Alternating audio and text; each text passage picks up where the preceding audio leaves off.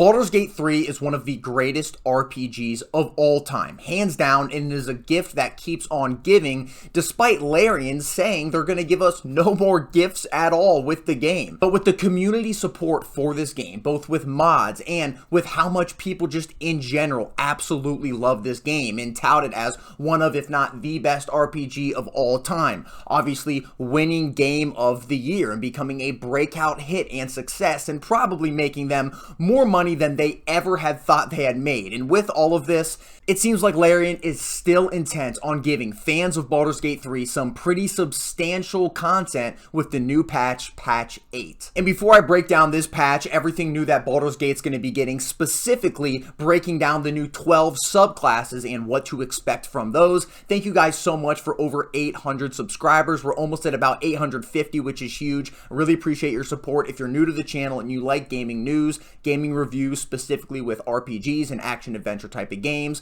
please like the video and sub if you like what you see here. And now let's get into the content. So aside from the 12 subclasses, I want to really quickly talk about some other major changes and additions that they are adding into Baldur's Gate 3. And the first is crossplay. Crossplay has been something that fans have been wanting forever, and now you can play on PC with your friends on console and vice versa, and this is a huge thing for Baldur's Gate fans. Me, myself, I have friends who have this game on console that I've never been able to play with. I share my experiences, I talk to them, etc. about what they are doing within their game and what I've done within Baldur's Gate 3 and all the cool shit you can find, but now we can start a new playthrough together, play the entire game, play some of these new subclasses, and experience the game in obviously a different way, as every time you play this game, it's completely different depending on what character you want to roleplay as. They are also adding a photo mode, which is a long requested feature as well by fans, especially fans who really enjoy Shadowheart. But this new photo mode is going to come with some things that you would expect from a mode like this, with different post-processing effects,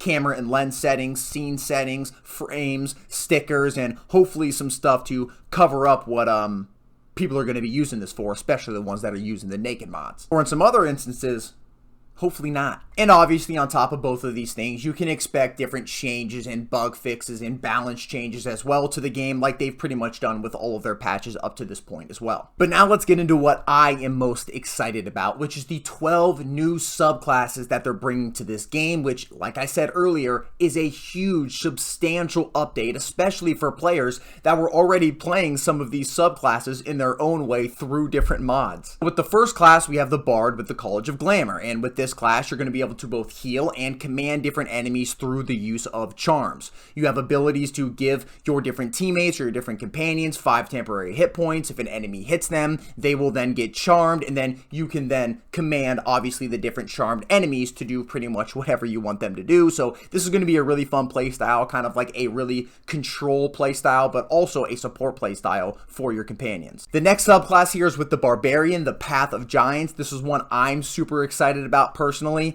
You can pretty much just increase your strength and size and your damage with throwing weapons and kind of pop off, becoming that big badass tank that you want to be with the Barbarian. On top of this, you have increased carry capacity, so really good class overall if you want to be the tank and obviously carry a bunch of shit as you're going through the game. Now the next one is called Death's Domain with the Cleric, and this one is very exciting to me specifically because they are going to have an ability that explodes corpses, damaging enemies. And I'm someone who in Diablo, for example, loves corpse explosion builds. I pretty much in my first playthrough always run one of those, so I can bring that fantasy over now to Baldur's Gate 3 as well. It's also going to include 3 different necromancy cantrips, which I'm really excited for. So all in all, this class I think sounds really cool, different take on the Cleric, and something I'm definitely going to try out. Now the next one is called the Circle of Stars with the Druid, and this seems like it's going to be one of the best overall all-around subclasses in the game, and something that I think really fits the Druid aesthetic as a whole. So you're going to be able to take on 3 different forms as your Druid with this subclass, constellations of the Archer, the Chalice, and the Dragon, and each of these is going to fit a different role. So the Archer is going to be more of like a DPS range class, shooting radiant arrows and doing radiant damage with your star astral arrows. You're going to have the Chalice, which is going to be the healer constellation for this subclass, enabling you to heal yourself as well as your companions. companions. And then the tank subclass, which is going to be the dragon, allowing you to deal a lot of damage based on your constitution rolls. And what's really cool about this subclass is all of these are going to have a brand new different aesthetic, and you're going to be able to change your constellation depending on what you really want to do, what you want to build as, and what type of fight you're about to go in, and also what companions that you're working with at the given time. The next subclass is called the Oath of the Crown with the Paladin, and although this seems a little bit basic, I genuinely think it's going to be extremely strong in the grand scheme of things. Your main goal here is for your companions to take damage, and you are going to absorb that damage while also healing your companions. On top of this, you are going to have a taunt to bring enemies off your companions as well, so you're going to be pretty much not only a tank, but also a support, absorbing and healing all of your companions as well, which seems extremely strong, especially if you build up as a tank, build a ton of hit points, and want to play that way. Next subclass here is the Arcane Archer for the fighter. This one is pretty damn unique because obviously you're not going to be playing as the generic fighter that you usually would in games like this. For this one, you're going to be fighting at range, you're going to be banishing enemies to the Feywild, you're also going to be doing a lot of damage and forcing enemies to make a wisdom saving throw in order to not be blinded, so it seems like a kind of mix between a ranged damage dealer and also someone who's able to control the battlefield a little bit. Now this next one is one of my favorite ones they're adding by far, and it's called the Drunken Master for the Monk, and it's probably the funniest subclass in the game. Your main goal here is to just drink as much alcohol as possible to restore your ki, and then you are going to be doing more damage, and your abilities that work against drunken enemies are going to be more effective against obviously enemies that are drunk, and then that might sober them up. You have to get them drunk again, you have to get yourself drunk again to restore your ki, and that's pretty much the play style, and I am so excited to try this one out. It's very unique, but also at the same time it's funny, but at the same time it also might be really good. The next subclass here is with the Ranger called the Swarmkeeper. I think this one sounds pretty cool as well. You're pretty much going to be playing with different swarms. You're going to have a cloud of jellyfish, a flurry of moths, as well as a legion of bees, each of these also providing you with some different teleportation capabilities as well, which is always extremely good for a ranged class or subclass in this instance. The cloud of jellyfish is going to be doing lightning damage, potentially shocking your enemy. The flurry of moths is going to be doing psychic damage, potentially blinding your enemy, and the bees are going to be doing piercing damage and forcing the enemy to make like a strength saving throw or be knocked back. So they're all going to have different uses, all do different things and do different type of damage, as well as the teleportation abilities, and I think this sounds really cool. The next subclass here, again, another kind of basic one here with the Rogue, but something that also sounds pretty interesting is the Swashbuckler. It's going to be kind of like a pirate type build with abilities that are going to fit that playstyle. So you're able to blind enemies by kicking sand at them, for example. You have a passive that's called Fancy Footwork that's going to enable you to stop enemies from putting opportunity or hitting you with opportunity attacks. You're also able to flick your weapon at an enemy to disarm them. Things like that to be obviously a Swashbuckler and play that fantasy, which I think is pretty cool. Going on to the next subclass here, one I'm pretty excited for is the Shadow Magic subclass with the Sorcerer. So this one is going to specifically give you superior dark vision and also enable you to shadow walk between places of dim light or darkness. So if you're fighting in a dark area,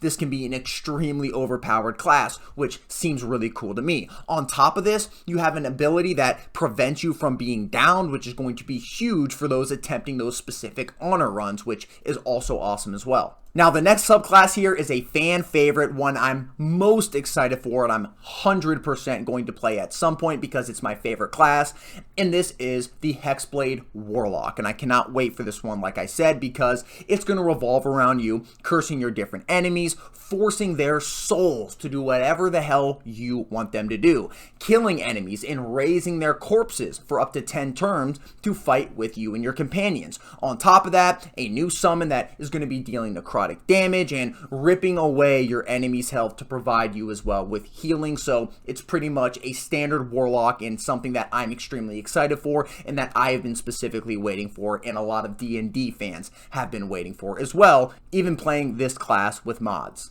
The last subclass here, the final 12th one, is the Bladesinging subclass for the wizard. This one seems pretty cool. It's going to have a lot of new spellcasting animations. It's going to revolve around you casting spells with your weapon and pretty much merging that swordplay you'd get from some of the other classes with the wizard. They also have a new Bladesong ability to grant you a ton of speed, agility, and focus, plus giving you a bonus to any Constitution saving throw that you make. So all in all, seems like a cool class. But overall, with all of these new subclasses, with the photo mode and the crossplay, I'm extremely interested and excited for this pretty substantial patch to Baldur's Gate 3. Unfortunately, they did say that this is going to be the last major patch for this game. Do I believe it? Do I not believe it? I don't necessarily know, because I didn't think we were going to be getting any of this in the first place, but I'm guessing this is probably going to be the last major update to the game. So for people that wanted the full, complete Baldur's Gate 3 experience, even though we definitely got a complete experience to begin with, this is a great time to jump in if you've never played this game before. It offers more than ever for Baldur's Gate 3, and not only for fans, but people, again, who have not played this game yet, which, how have you not if you're a fan of RPGs? Thank you guys for watching the video. Let me know what subclass down below you are going to be playing if you're hopping back into this game or playing it for the first time. On top of this, are you excited for the crossplay? What are you sickos going to be using that photo mode for? And all in all, if you like the video, subscribe for more content like this, and I'll see you in the next one. Peace!